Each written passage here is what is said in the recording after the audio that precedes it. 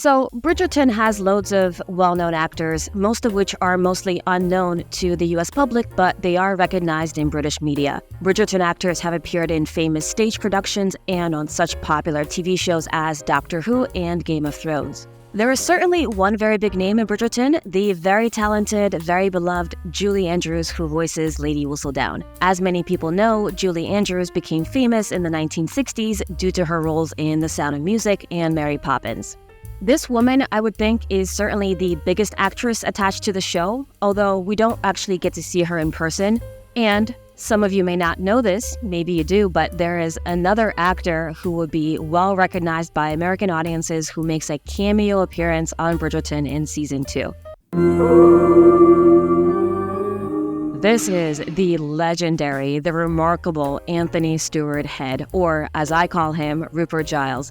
This man was a father figure to so many kids growing up in the 90s, early 2000s. He is just, I have no other words to say it, but an absolute legend. If you were alive in the 1980s, you may remember him from Nescafe commercials. I'm sorry to bother you, but I'm having a dinner party and I've run out of coffee. Come in. Thank you. If not, you may have seen him in Ted Lasso, Merlin, or Doctor Who. He also played Dr. Frankenfurter, who I think is the sexiest character to ever exist. But what he might be most remembered by, and what I remember him most by, is his role as Mr. Rupert Giles on Buffy the Vampire Slayer, which is a show that I grew up on. And his role on that show is just the symbol of a perfect father figure. He is so remarkable. Not only is this man a very talented actor, but he has the voice of an angel. To be the sad man behind blue eyes.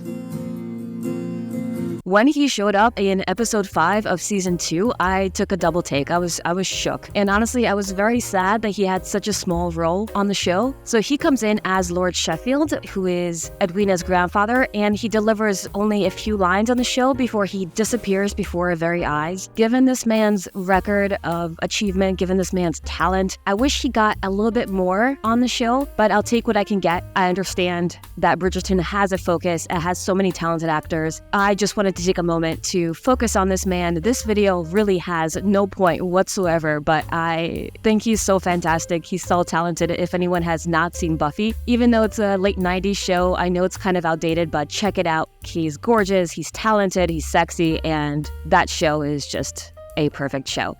So thank you everyone who has managed to stick around, and goodbye.